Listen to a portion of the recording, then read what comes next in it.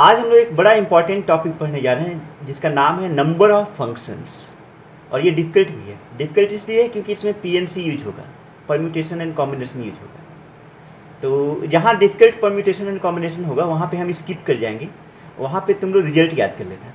मतलब हम थिंग्स को ज़्यादा कॉम्प्लिकेट नहीं करेंगे, रिजल्ट बता देंगे और तुम उसको याद रखना। ऐसे हम कोशिश करेंगे कि समझ में आ जाए, ठीक है। तो let us start number of functions. मान लो कि there are two non empty sets and finite sets, non empty finite sets, set A and set B, and there is a function from set A to set B, ठीक है।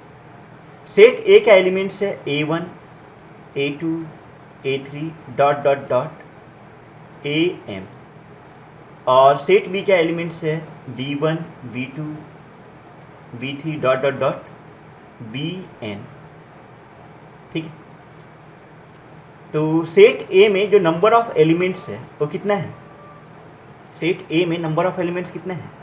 m है, m, ठीक है। और set B में number of elements कितने हैं? n है, ठीक है। अब तुमसे ये पूछा कि find the possible number of functions from set A to set B.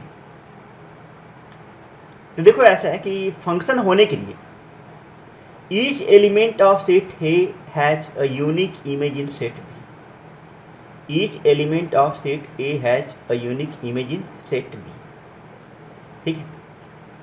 मतलब हम ऐसा बोल सकते हैं कि A1 का सिर्फ एक ही इमेज होना चाहिए, A2 का भी सिर्फ एक ही इमेज होना चाहिए, ठीक है। लेकिन प्री इमेज में कोई रिस्ट्रिक्शन होता है? प्री इमेज में कोई रिस्ट्रिक्शन होता है? अगर तुमसे ये बोले कि B1 का कितना प्री इमेज होना चाहिए तो तुम्हारा आंसर क्या होगा? कुछ भी हो सकता है।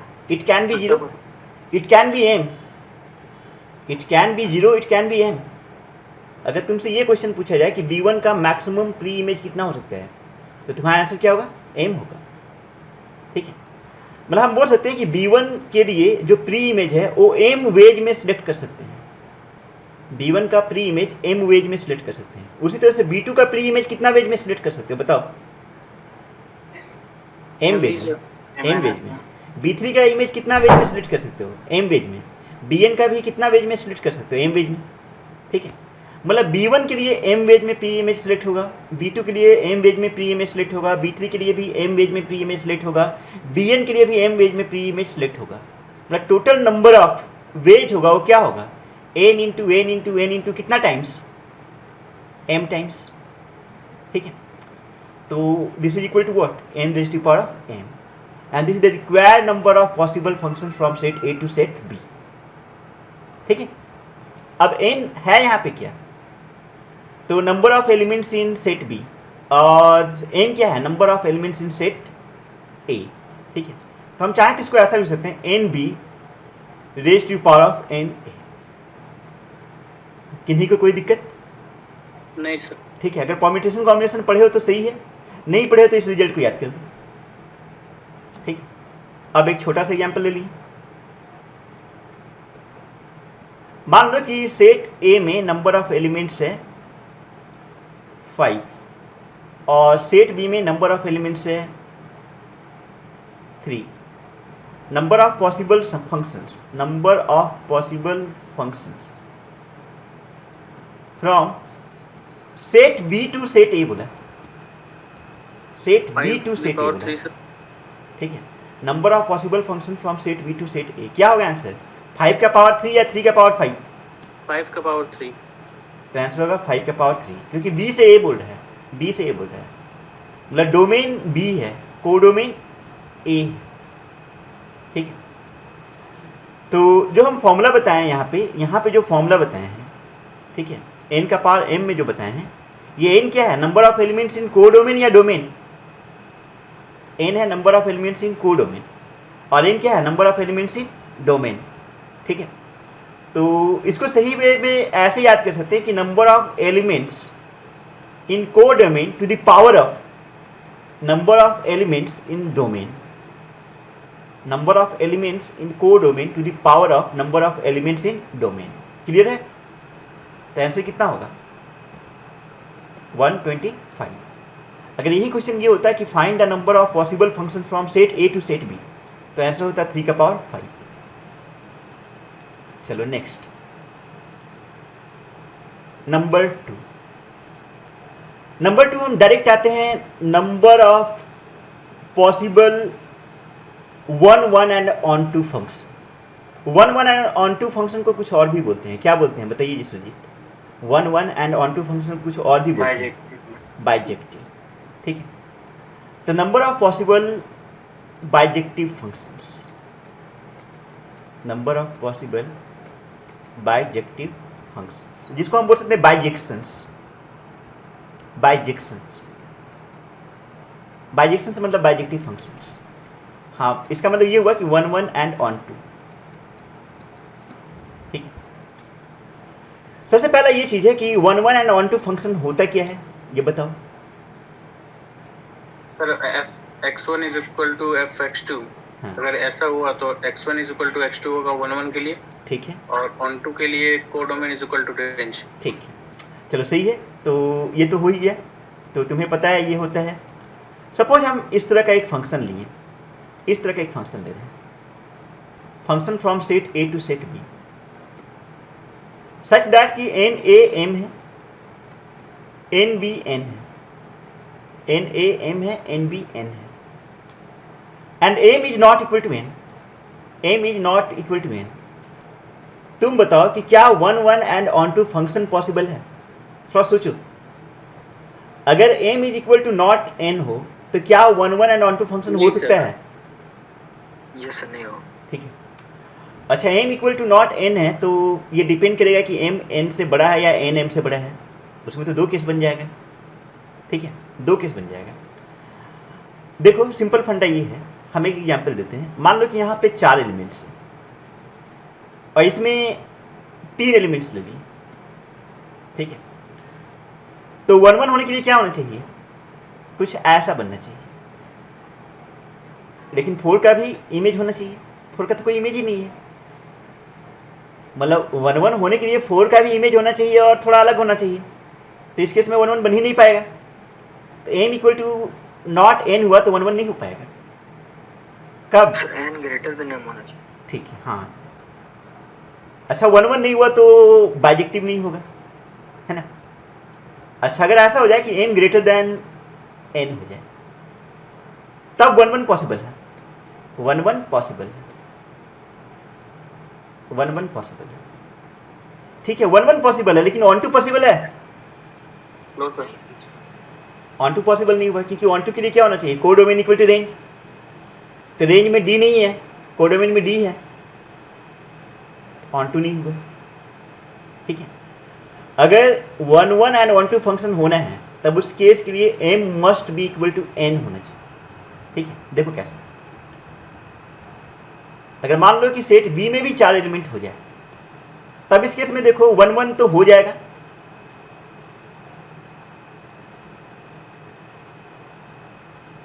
ठीक है, और ऑन टू भी हो जा रहा है। इसका मतलब ये हुआ कि 1 1 एंड ऑन टू होना है तो number of elements in set A must be equal to number of elements in set B। ठीक है, इसका मतलब ये भी हुआ कि अगर m is not equal to n हुआ, तब इस केस में number of possible bijections is equal to 0।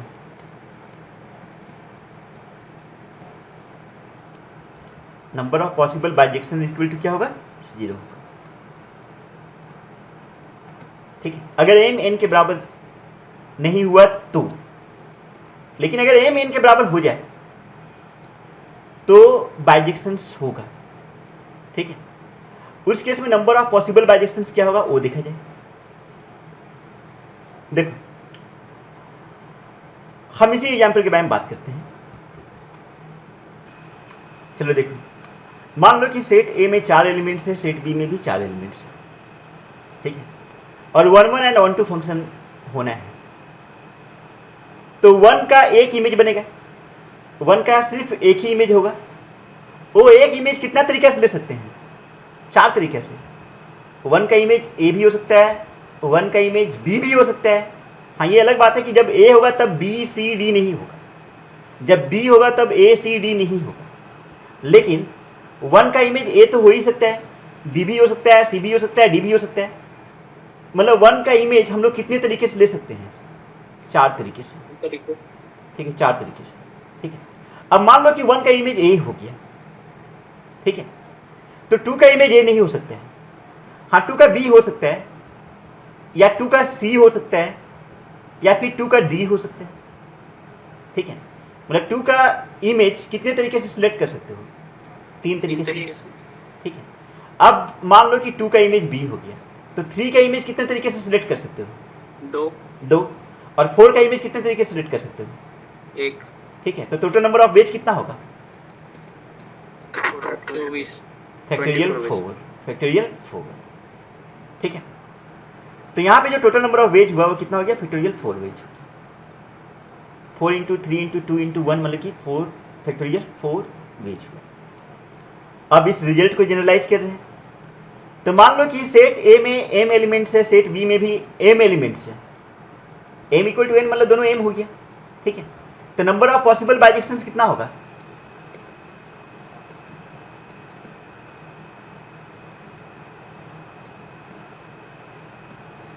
Sir factorial factorial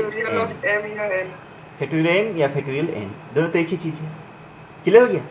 मतलब पॉसिबल बाइजेक्शंस तभी पॉसिबल होगा जब m इक्वल टू n होगा। अगर m is not equal to n तो कोई बाइजेक्शन ही नहीं होगा, ठीक है। अब नेक्स्ट बढ़ते हैं, number 3, number of 1-1 functions. Number of 1-1 functions पे फोकस किया जाए।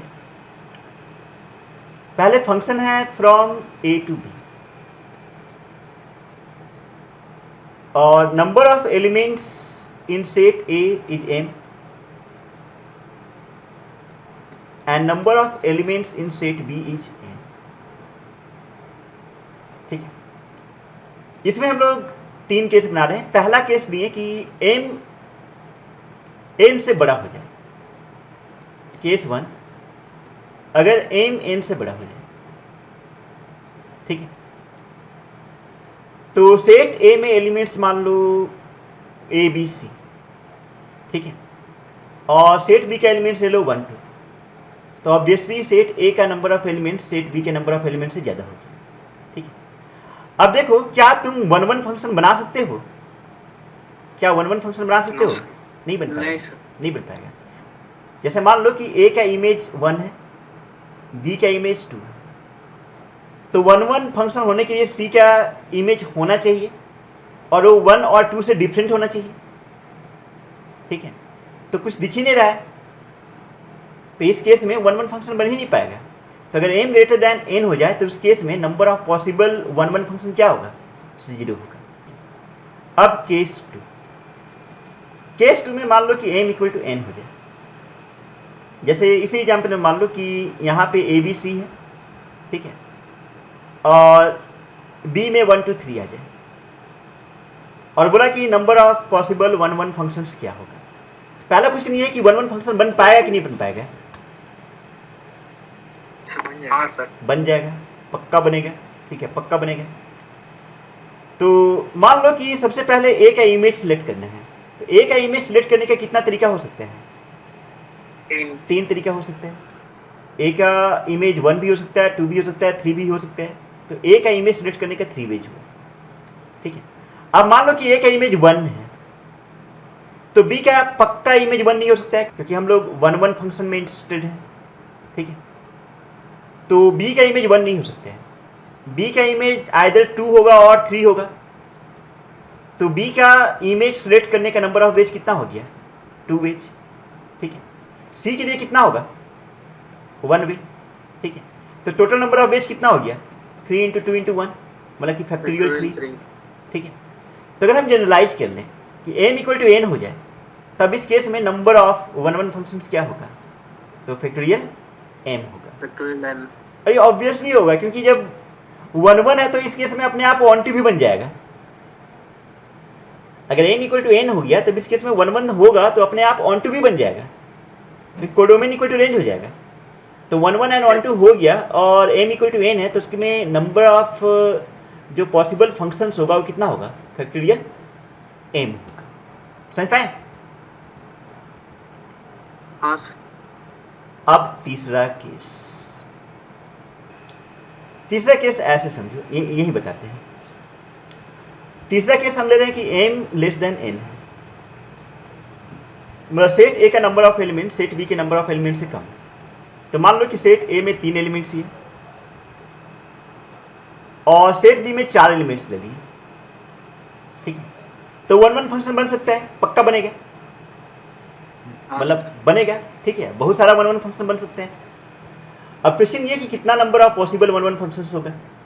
तो देखो, अगर सेट A में नंबर ऑफ एलिमेंट्स 3 है, ठीक है, तो रेंज में नंबर ऑफ एलिमेंट्स कितना होना चाहिए? रेंज में नंबर ऑफ एलिमेंट्स कितना होना चाहिए 1 1 फंक्शन होने के लिए? 3 होना चाहिए। अगर सेट A में नंबर ऑफ एलिमेंट्स 3 है तो 1 1 फंक्शन होने के लिए रेंज में नंबर ऑफ एलिमेंट्स कितना होना चाहिए? 3 होना चाहिए, ठीक है। लेकिन कोडोमेन में टोटल नंबर ऑफ एलिमेंट्स 4 है, तो पहला काम ये होगा कि 4 में से 3 सिलेक्ट कर लेंगे। 4 में से 3 क्या करेंगे? सिलेक्ट कर लेंगे। तो 4 में से 3 सिलेक्ट करने का नंबर ऑफ वेज क्या होगा? 4c3, ठीक है। अब ये 3 के साथ सेट A के 3 एलिमेंट के साथ नंबर ऑफ 1 1 फंक्शन बताएंगे, तो उसका नंबर ऑफ वेज कितना होगा बताओ? अरे जैसे मान लो कि सेट B में से 3 सिलेक्ट कर लिए, 3 सिलेक्ट कर लिए, तो क्या बचा? 1 2 3 बचा, ठीक है। तो अब बोल सकते हैं कि ये इतना को अगर फंक्शन माने, इतने को फंक्शन में कंसिडर करें, इतने को, मतलब इधर A B C और इधर 1 2 3, तब तो बोल सकते हैं ये 1 1 एंड ऑन 2 हो गया। अगर 1 1 एंड ऑन 2 हो गया तो नंबर ऑफ बाइजेक्शंस कितना होगा? फैक्टोरियल 3, ठीक है। तो यहां पे हम लोग ऐसा कर रहे हैं कि सबसे पहले कोडोमेन में 4 में से 3 को सिलेक्ट किया और फिर उन 3 से सेट A के 3 एलिमेंट्स के साथ हम 1 1 फंक्शन बना लिए।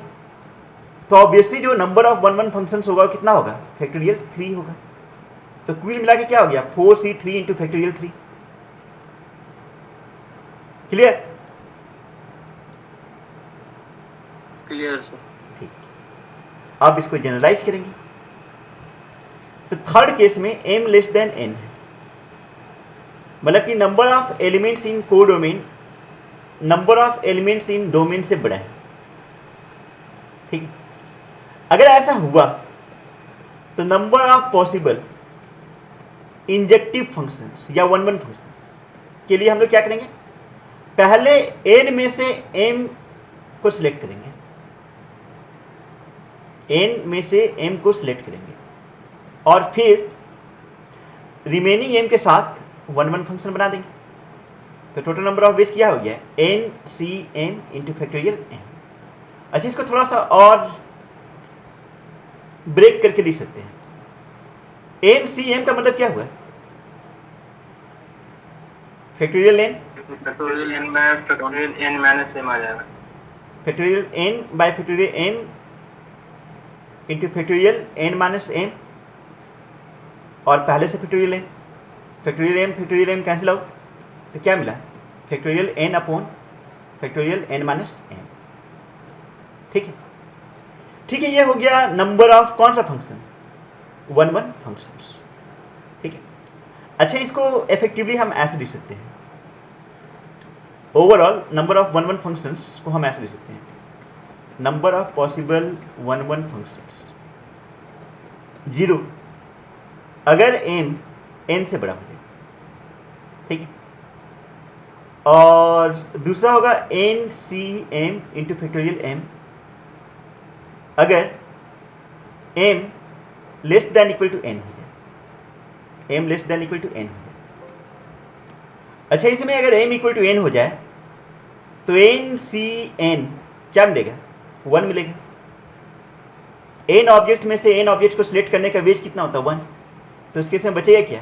फैक्टोरियल m ही बचेगा, है ना? ठीक है, तो ये था नंबर ऑफ पॉसिबल 1 1 फंक्शंस। अगर 1 1 फंक्शंस हम बता सकते हैं तो मेनी वन भी बता सकते हैं, कैसे बता सकते हैं? Number of many one functions equal to total number of functions minus number of one functions. Once again, number of possible many one functions equal to total number of possible functions minus total number of possible one functions. The number of possible many one functions equal to total number of possible functions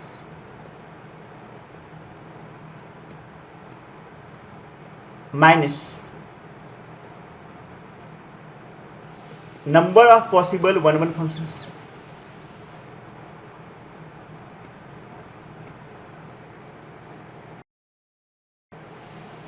Number of elements of set A is n.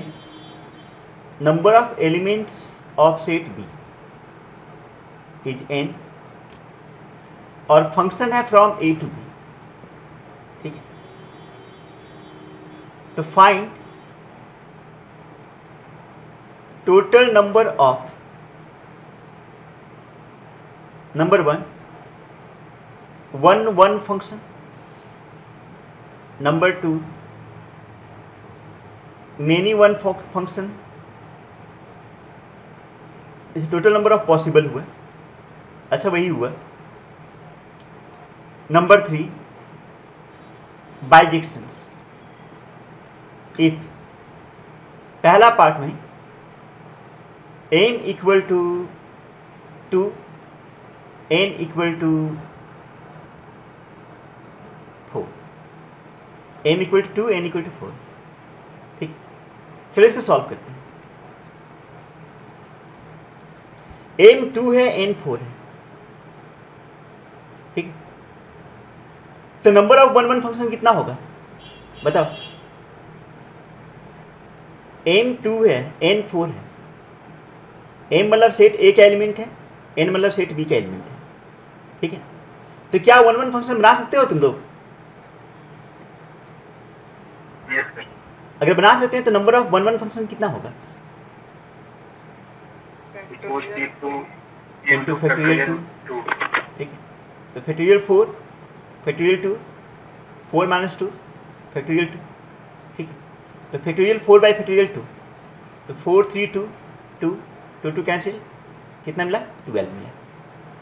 ठीक है, अच्छा ये हुआ number of possible one function. तो number of possible many one function क्या होगा? Number of possible many one function क्या होगा? तो total number of functions 2 minus 2 है. ठीक है, minus number of one functions. तो 4 का स्क्वायर कितना होगा? 16, और 16 माइनस 12 कितना होगा? 4. ठीक है, नंबर 3 नंबर ऑफ बाइजेक्शंस. m और n डिफरेंट है, तो बाइजेक्शन कितना होगा? 0. एक भी बाइजेक्शन नहीं होगा. ठीक, अब सेकेंड क्वेश्चन में ऐसा दिया हो कि m equal to 3, n equal to 3. ठीक, पहले नंबर ऑफ वन फंक्शंस. तो नंबर ऑफ वन फंक्शंस कितना होगा? 3 का फैक्टोरियल. तो 3 का फैक्टोरियल हो जाएगा डायरेक्ट, मतलब 6. दूसरा मेनी वन फंक्शंस. तो मेनी वन फंक्शन मतलब total number of functions minus one functions. तो 3 का पावर 3, 27, 27 माइनस 6, 21. तीसरा one and one two functions. तो one and one two functions का नंबर ऑफ वेज कितना होगा? फैक्टोरियल 3 मतलब कि 6. इसके बाद नेक्स्ट एग्जाम्पल में ऐसा दिया कि m equal to 4, n equal to 2. ठीक है, तो नंबर ऑफ वन फंक्शंस कितना होगा? m 4 है, n 2 है, एक भी नहीं. ठीक है, number of many one function कितना होगा? तो total number of functions minus number of one functions मतलब 16. और number of one and onto functions कितना होगा? तो बाइजेक्शन पॉसिबल ही नहीं होगा क्योंकि m इक्वल टू n नहीं है, 0. ठीक है, क्लियर हो गया. मान लो कि there are 2 sets, set A and set B. Set A का एलिमेंट्स है 4 और सेट बी का एलिमेंट्स है 2, ठीक है, और फंक्शन है from set A to set B. तुम्हें बताना है number of possible onto functions, number of possible onto functions, और हम कोई फॉर्मूला नहीं बताएं, सोच के बताएं, ठीक है। Number of possible onto function बताना है विदाउट एनी फॉर्मूला, ठीक है। तो देखा जाए, सेट ए में 4 एलिमेंट्स है, सेट बी में 2 एलिमेंट्स है। मान लो कि सेट ए का एलिमेंट्स है ए बी सी डी और सेट बी का एलिमेंट्स है 1 2, ठीक है। तो ऑन टू फंक्शन होता क्या है?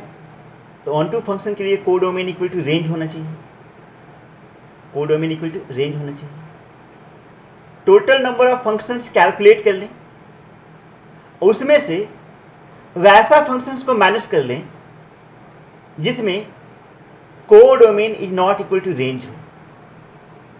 वन सेकेंड, हम ऐसा कर सकते हैं कि total number of functions calculate कर लें, उसमें से नंबर ऑफ फंक्शंस को मैनेज कर दें जिसमें codomain equal to not range है, तो हमें क्या मिलेगा? Number of onto functions. समझे? अच्छा, यहां पे total number of possible functions कितना होगा? Total number of possible functions कितना होगा? 2:4 या 4:2? बताओ जल्दी से। 2:4। अच्छा, इसमें से कितना केसेस ऐसा होगा जिसमें ऑन टू नहीं होगा?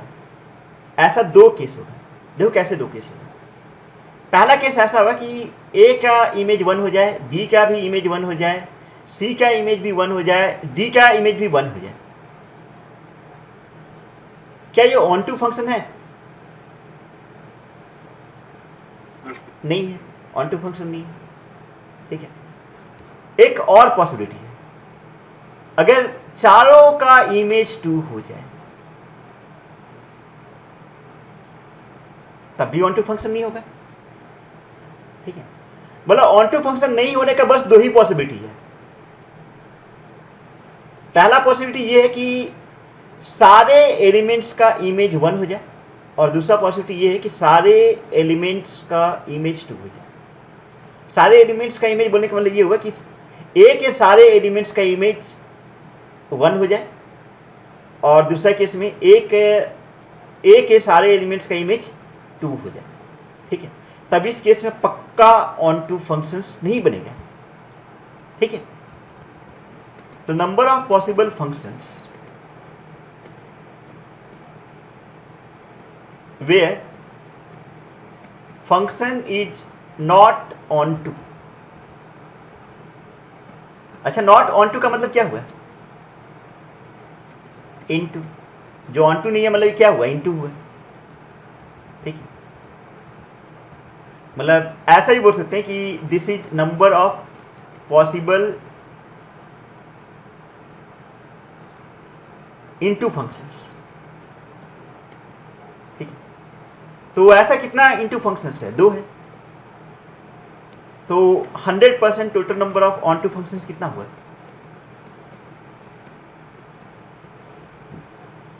तो आंसर क्या होगा?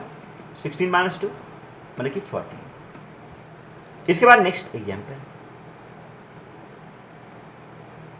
नेक्स्ट एग्जाम्पल ऐसा दिया हुआ कि सेट ए में नंबर ऑफ एलिमेंट्स 2 है और सेट बी में नंबर ऑफ एलिमेंट्स 4 है, ठीक है। और फंक्शन है फ्रॉम ए टू बी।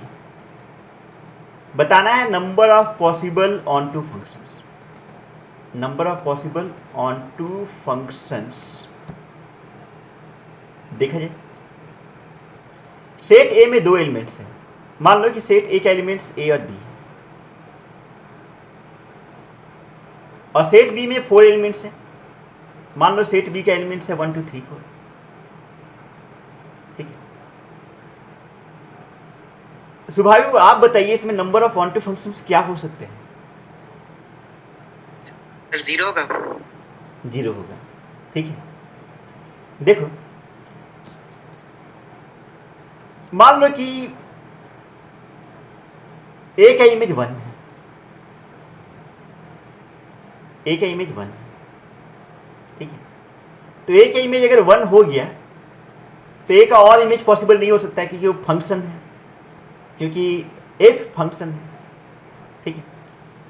इसके बाद मान लो कि बी का इमेज 3 हो गया, ठीक है।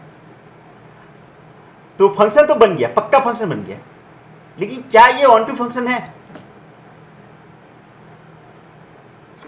नहीं है। ऑन टू फंक्शन बना सकते हो, यहां पे ऑन टू फंक्शन बना सकते हो, नहीं बनेगा, बन ही नहीं सकता है। कैसे बनाओगे भाई? फिर फंक्शन नहीं रहेगा, वो रिलेशन बन जाएगा। मान लो जबरदस्ती तुम ऐसे एरोडिग्राम बना दिए, ये फंक्शन थोड़ी रहा, अब तो रिलेशन बन गया, ठीक है। तो हम बोल सकते हैं कि इस केस में number of possible onto functions क्या होगा? 0, ठीक। अगर इसमें तुमसे ये पूछे कि possible number of into functions कितना होगा, इसी क्वेश्चन में बोल दे कि possible number of into functions कितना होगा, क्या आंसर होगा? 4:2। 4:2, क्योंकि possible number of into functions होना चाहिए total number of functions minus total number of onto functions. तो टोटल नंबर ऑफ फंक्शंस तो होगा 4 का स्क्वायर, और total number of onto functions तो ऑलरेडी डिसाइडेड है, 0 है।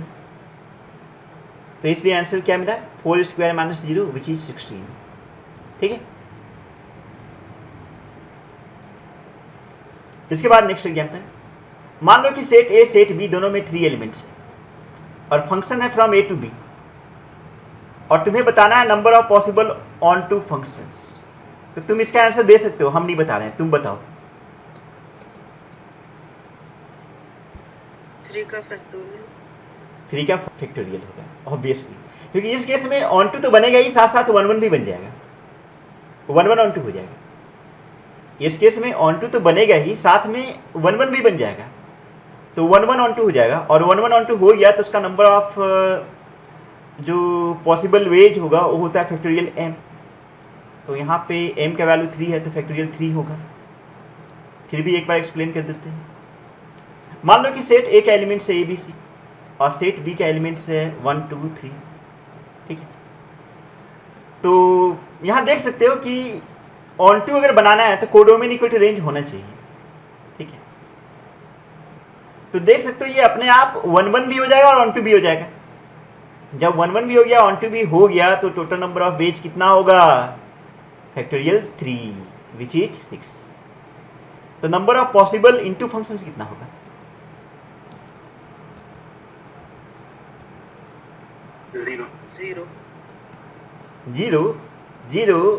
Zero. Total number of ways minus number of possible onto functions. समझे? 21। 0 कैसे होगा? देखो, एक 0 मतलब एक भी ऑन टू फंक्शन नहीं बनेगा, यही बोल रहे हैं ना। बना देते हैं एक ऑन टू फंक्शन। अब देखो ये ऑन टू फंक्शन है कि नहीं,